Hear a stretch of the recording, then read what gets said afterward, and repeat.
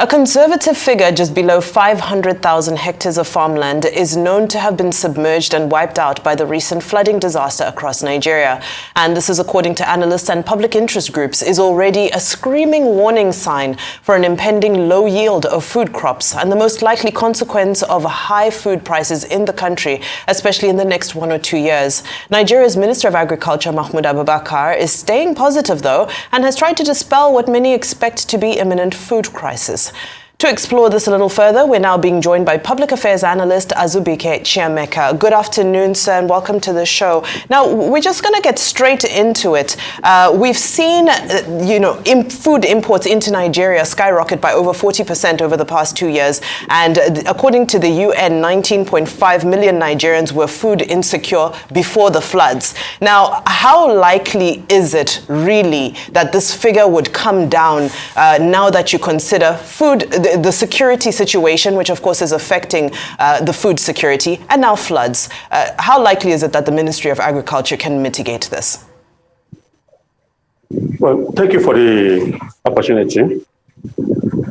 But looked at the case about the flooding and the food security in Nigeria and the contribution of the Federal Minister of Agriculture, is a mindset of it would not be worst. But the reality is that the food cost will be higher in the next 2 months, remembering the coming of the Xmas. There's no investment in agriculture in correlation to the population of Nigeria. Now, with the excuse of the flooding in Nigeria, that is not natural, but a man-made negligence, so the establishment of dam for irrigation, food production, food availability, and quality food production in the country. The Nigerian citizens are going to suffer for it in the next few months.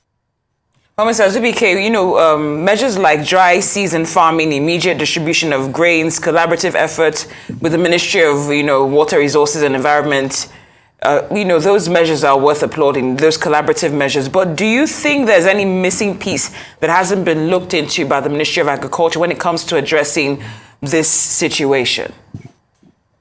Yes, of course, because you are talking about the dry season production. Remember, the soil is healthy, the soil is oxygenated, and the soil now is flooded. There's no oxygen in the land. There's no microorganism in the land.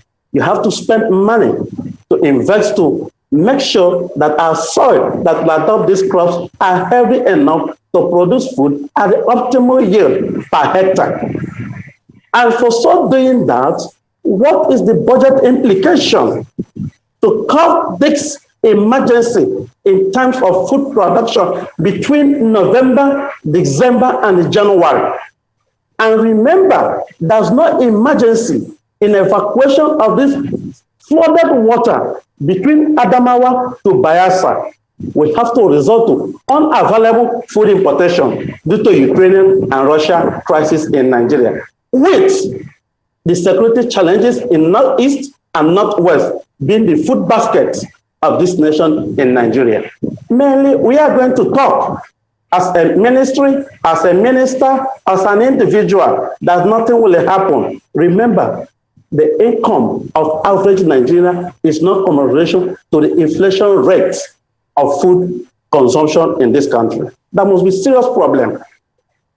That's right. And I'm still looking at that, when we talk about the fact that the land itself, the soil has been impacted by the flooding, then one would want to consider strategic grain reserves. However, earlier in the year, in April, I believe, we saw the government releasing 40,000 metric tons of food reserves, and that only left 50,000 metric tons of food reserves for the whole nation. Now, to put this into context, the UN says that Nigeria needs 3.5 million metric tons of food reserves at any given moment. Doesn't this spell disaster? Indeed, it is. And that is why we in the agri sector, we are talking about 4 things: the agriculture, the farming, the food, and value chain. And that is why initially the government should start this project of Empower, where they are giving our youth 30,000 per month. It would have been advisable that each state should allocate resources of land to this our young graduate to go into farming, practical farming, where we will use and measure per hectare yield output. For instance, if I am in Sokoto and I have the adequate land to produce rice at 5 tons per hectare, and the government invested 5 million naira or 3 million naira to a hectare of land, I am expecting 5 tons per hectare of land. This relates to cassava, millet, oil palm, and I swear it will create jobs that will mitigate the shortfall of the so-called strategical reserve. Remember, in southern Nigeria, there's no silo. It is few in the north, you can see silo. But we are saying, don't invest money in silo, invest it on the ground, and take this young graduate into farming other than giving them that. Because we are not prepared for this.